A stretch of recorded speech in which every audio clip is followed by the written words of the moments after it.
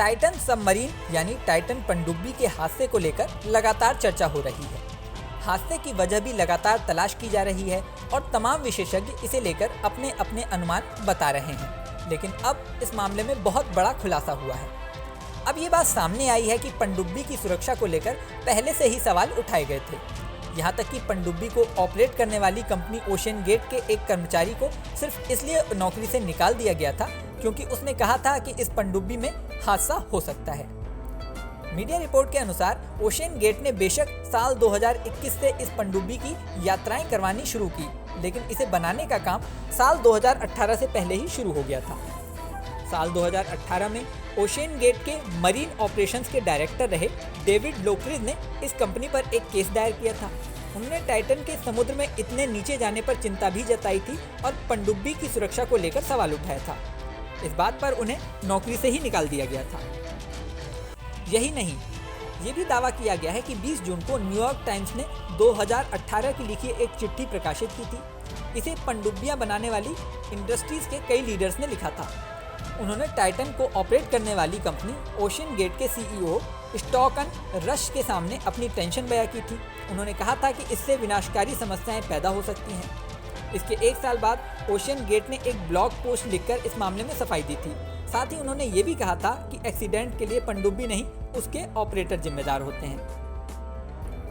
बात यहीं तक खत्म नहीं होती है। साल 2022 में भी इस पनडुब्बी की सुरक्षा को लेकर बड़े सवाल उठे थे। एक न्यूज रिपोर्टर ने दावा किया था कि इस पनडुब्बी पर जाने के लिए उसने एक दस्तावेज पर हस्ताक्षर किए। इसमें साफ लिखा था कि टाइटन को किसी रेगुलेटरी बॉडी से अनुमति या सर्टिफिकेट नहीं मिला है। और तो और ओशन गेट के सीईओ स्टॉकटन रश, जिनकी हादसे में मौत हो चुकी है, उनके बारे में भी दावा किया जा रहा है कि उन्होंने एक इंटरव्यू में ये माना था कि पनडुब्बी के साथ कुछ समस्याएं हैं, लेकिन ये इंटरव्यू छापा ही नहीं गया। कमाल की बात यह भी है कि जब पनडुब्बी हादसे की शिकार हुई तो शुरू में यह दावा किया गया कि इस पनडुब्बी में आधुनिक तकनीक का इस्तेमाल हुआ था और यह काफ़ी सुरक्षित थी।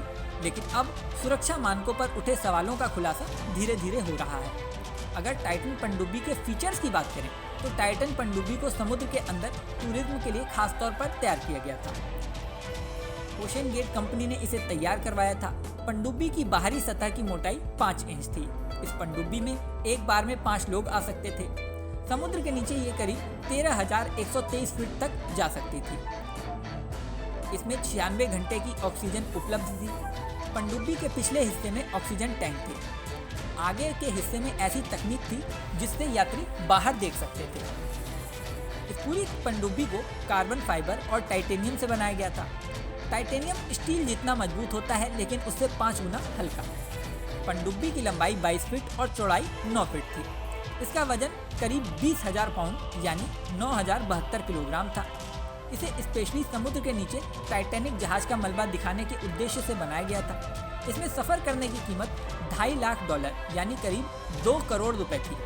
इसमें सफ़र करने यानी टाइटैनिक जहाज का मलबा देखने के लिए 5 लोग गए थे। अब इन 5 लोगों की मौत हो चुकी है, जिसमें एक खुद ओशन गेट के सीईओ स्टॉकटन रश थे।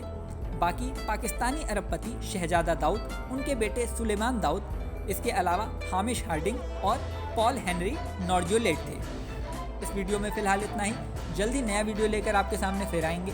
हमारा ये वीडियो आपको कैसा लगा ये कमेंट बॉक्स में ज़रूर बताएं। और हाँ, जाने से पहले सबसे ज़रूरी बात, हमारे चैनल न्यूज़ नेशन को अगर आपने सब्सक्राइब नहीं किया है तो सब्सक्राइब कर लें। इसी के साथ स्क्रीन पर दिख रहा बेल आइकन प्रेस कर दें, जिससे हमारे नए नए वीडियोज़ की नोटिफिकेशन आपको मिलती रहे। तो मिलते हैं नेक्स्ट वीडियो में। बने रहिए न्यूज़ नेशन के साथ।